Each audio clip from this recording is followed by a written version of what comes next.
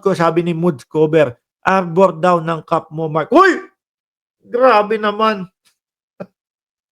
Wag, kakaano lang. Bago yan, oh, kakaano lang. Eh, 'di ba si Lewis Hamilton, oh, kung yung mga dati ang mga nakikita niyo suot ko eto, ayan mga Mercedes, oh, 'di ba? Yan, mga Mercedes, oh. Ngayon dahil lumipat na si Lewis Hamilton ng Ferrari, hindi na siya Mercedes, kaya naka-Ferrari tayo ngayon. Wag niyo ng arborin, ano? Oh, ngayon, tuloy natin. Under the Constitution, ang trabaho ng Senate is to hear, di ba? Hindi ko naiisip kung paano nila i-dismiss yan without first conducting the trial. I-dismiss nang hindi nila naririnig. Anak ng tinapa naman yung Bato de la Rosa, oh. May butas pa din pala dyan sa ginawa mong resolusyon. No? Mukhang mapapahiya kayo dyan. Oh, antabayanan natin, mga bossing. Antabayanan natin kung sino po yung 13 o kung sino po yung mga senador na pipirma po doon sa resolusyon ni Bato de la Rosa na ayan nga po, kita, huli ni Joel Chua na meron pong butas. Di ba? Sabi dito, that is their constitutional duty. Matik yun eh. Dahil nasa constitution yun, dapat mag-convene sila bago nila sabihin na i-dismiss. No. Ano i-dismiss mo kung wala naman nangyari, wala kayo narinig. Sabi ni DJ Super Mario, may puncher hole ba yung resolution? Wala akong nakita, sir eh. So, ibig sabihin nun, hindi totoo. Hindi, umamin na si Bato eh. Sabi ni Mityan Gamboa, yan lang ang pinagdadasal ko, magawaran niyang si Bato ng arrest warrant ng ICC. Hoy! Tahimik kayo, wag natin pag-usapan yung ICC, no?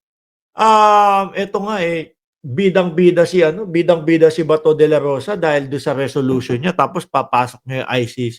Baka mamaya habang nagbabasa yan ng resolution niya, pinagtatanggol niya yung resolution niya, eh nanginginig yung kamay na gano'n. Bakit nyo ba kasi ang pinag-uusapan natin dito, resolution, o tapos ngayon ICC naman. Diyos ko, baka manginig ho yan. Mapasigaw na naman. Come on, Mark Ramos, Mick Maddi.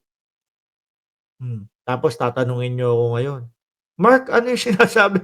Ano yung sinasabi mong Mick Maddi? Make my day yun, no?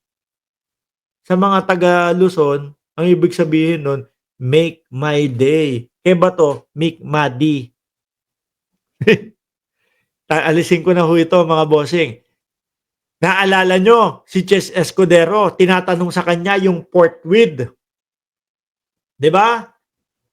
Si Cheese, naalala nyo, itinatanong sa kanya yung Portweed. Mga kababayan, aba, iba ang sagot. Ang sagot po ay banat kay Martin Romualdez. Binanatan po yung mga kongreso. Kaya napaghahalataan no? Na ayaw talagang matuloy ni Cheese Escudero yung impeachment.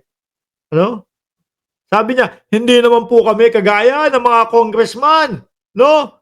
Na nakikinig doon sa utos ng kanilang House Speaker, ganito. Sabi lang, tinanong lang ni Igan, sabi po dito, forthwith, sa lalong madaling panahon po, ano po masasabi nyo? Hindi naman kami kagaya ng mga congressman na sinusunod yung utos ni Martin Romualdez. Sunod-sunuran lang daw ho.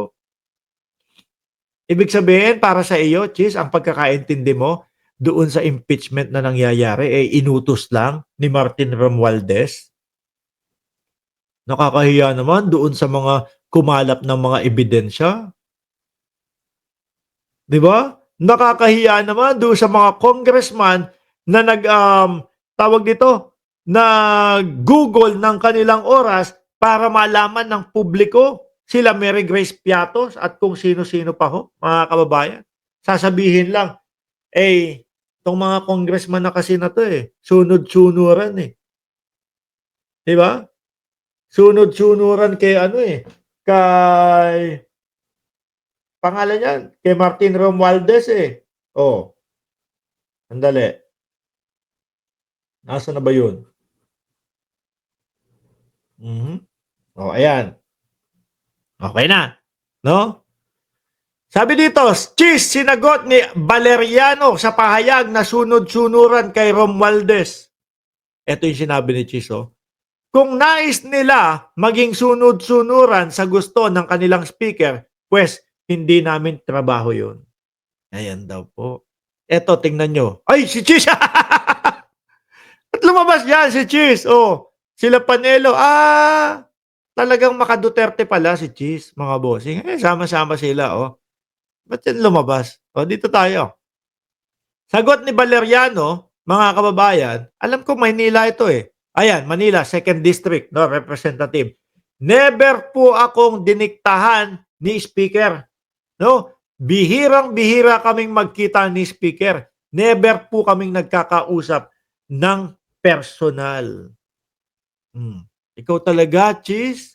Ang tanong sa iyo, forthwith, ano ang masasabi mo doon sa forthwith? Kailangan daw po agad-agaran, umpisahan yung impeachment trial. Ang sinagot mo kung sila sunod-sunuran kay Martin Romualdez, hindi po kami ganun. Nasa konstitusyon na kailangan sa lalong madaling panahon, gawin ang impeachment trial. Cheese, parehas lang din ho, mga bossing. No? Parehas lang din po, mga kababayan. Sabi, sabi ni Honorato. Honorato Villarin, nagbentang ka na naman, boss. Kaya vlog mo, laging fake news. Sandali, papakita ko sa iyo. Papakita ko sa iyo. Sabi ko sa iyo, hindi kami kagaya dito ng mga DDS. Ano ba, yung title lang iniiyak mo?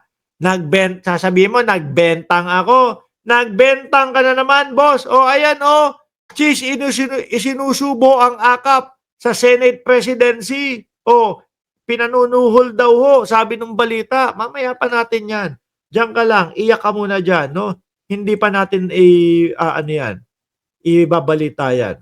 Tapusin muna natin ito. Di ba? Ang tanong lang kay Cheese, paano yung forthwith? Cheese, sabi sa konstitusyon, kailangan sa lalong madaling panahon. Ayun. Ang sagot, kung kayo, mga congressman, sunod-sunuran kayo sa House Speaker ninyo, hindi kami. Tingin ko, sabi ko, hindi ba naintindihan ni Cheese Escudero o ayaw lang hong sabihin, no? Yung kanyang sagot. Kasi nga, mga kababayan, napakadaling intindihin. Napakadaling intindihin. Forthwith, ano ang ibig sabihin ng forthwith? Sa pinakamadaling panahon, sabi ni Kuya Joseph Tutorial, forthwith kay Escudero, 4 months. Ay, hindi. Hindi, ang iniisip ko dito, mga kababayan, mga boss, chief, amo, sir, madam, no? Baka lasing lang ho si Cheese.